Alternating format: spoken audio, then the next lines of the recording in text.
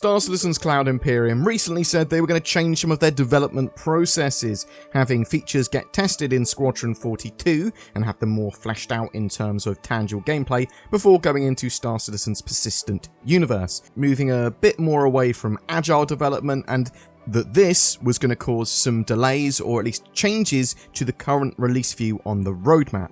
So Alpha 3.15 has gained a minor update, converting the scoreboards in Arena Commander and Star Marine to work with building blocks. The new interface will give players real-time access to position, name, rank, score, objectives, kills, deaths, assists, and ping. And we have a new feature for 3.17 added, Pirate Swarm and Vandal Swarm improvements, a detailed rebalance of the waves in Arena Commander's Pirate Swarm and Vandal Swarm modes, aiming for a more engaging player experience in these modes. I am hoping that this means a couple of things. One, that they'll be updating the Vandal ships to the new ones, so I'd love to have that new Scythe and Glaive in Arena Commander, in Vandal Swarm. They look amazing. But also, that they'll add new ships to Pirate Swarm as enemies to fight. That'll be cool. I think that combat's changed significantly, and yes, it does need a bit of an update.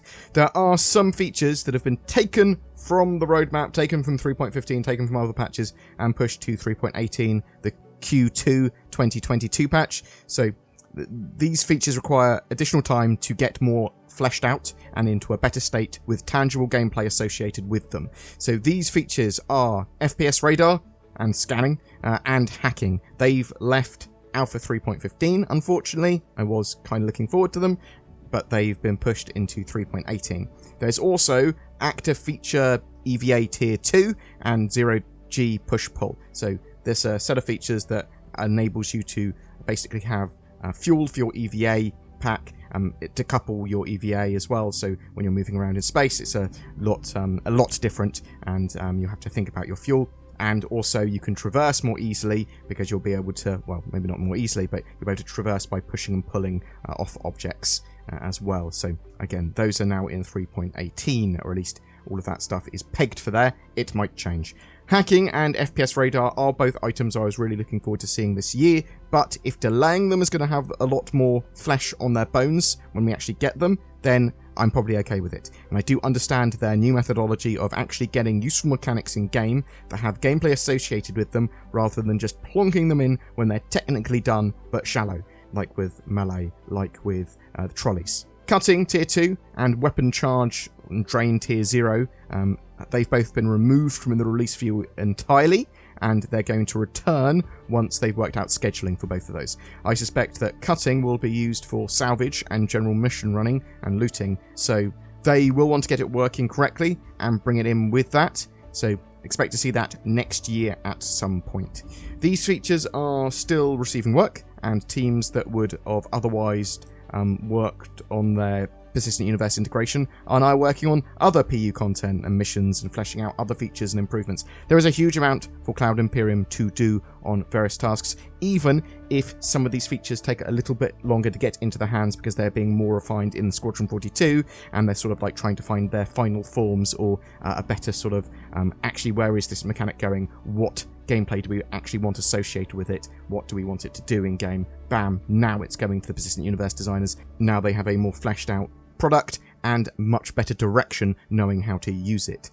This leaves 3.15 actually in quite a strong state, with a multitude of features, most of which are now confirmed. So we've got updated inventory system and asset manager. That's going to be really, really important for the way you move and traverse around the verse and what you take with you, because it's all about proximity to items that you actually have, no more magic bags of holding. You've got healing and medical updates, so you've got medical tools and medical mechanics, injuries, down state, so you actually get knocked down, you can be healed and sort of got back up rather than dead every time. There's hospitals, there's new NPCs, there's doctors and nurses there. Orison is getting updated and fleshed out with additional locations like Cousin Crow's ship customization shop and the Crusader showroom. Shop and NPC interaction updates are being made. Some Arena Commander updates with the new scoreboard and the overhauled Broken Moon map, which is completely different and much larger. Infiltrate and defend FPS missions, which I'm really looking forward to. I actually think that's going to add a lot of flavour to the game. Looting and new items and containers. So You're going to be able to loot containers, potentially loot bodies, we'll have to wait and see.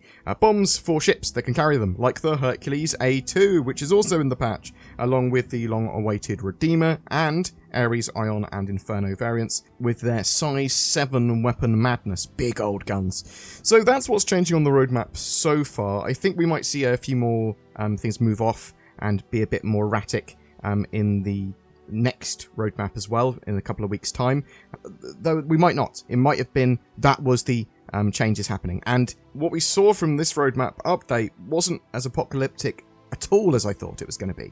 I was expecting it to be significantly more sort of like stuff shifting around and being removed. So most of these features are still receiving work. They're still on the progress tracker, but as I said, there is a bit of a different release strategy now, where a lot of this stuff is getting worked on in Squadron 42, or getting more flesh on its bones, or going for what tangible gameplay does this actual feature need before we put it in the persistent universe. And as I said, typically that go through Squadron 42 first to get some refinement, and then it gets handed down to the persistent universe teams to get it integrated into Star Citizen. But what do you think? Did you expect these patches to get a bit more gutted than they were? Are you disappointed to see hacking slide to next year?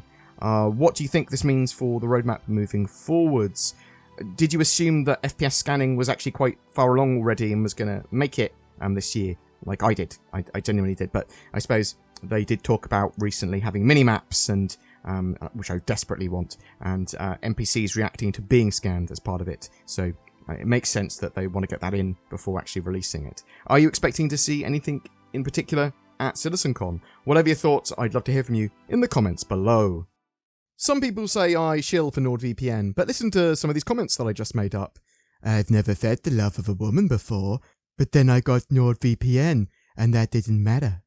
Doctor said I'd never walk again, but then I got NordVPN. Now I've been running marathons. Also, I got robot legs around the same time. They might have helped somewhat too. I was a tone-deaf pirate, but after getting NordVPN, I'm able to play the saxophone. Go on, Zin, try and animate all of this. Click the links below to get NordVPN. It might lead you to a more fulfilling life, but more likely, it will just help protect you from the terrors of the internet. Every month we have a ship giveaway. For September, it's for another Mercury Star Runner. I love that ship. It's a great way to try a huge portion of Star Citizen's gameplay. If you want a chance of winning that, just comment on any of my videos made during the month. If you'd like to further support the channel, be sure to check out that join button underneath my videos. There's also links to my Patreon, which also helps loads as well, direct donations, and just commenting, subscribing, liking, all that sort of jazz goes a huge way to helping the channel. Thank you so much for watching, guys. You take care, and I hope to see you in the verse.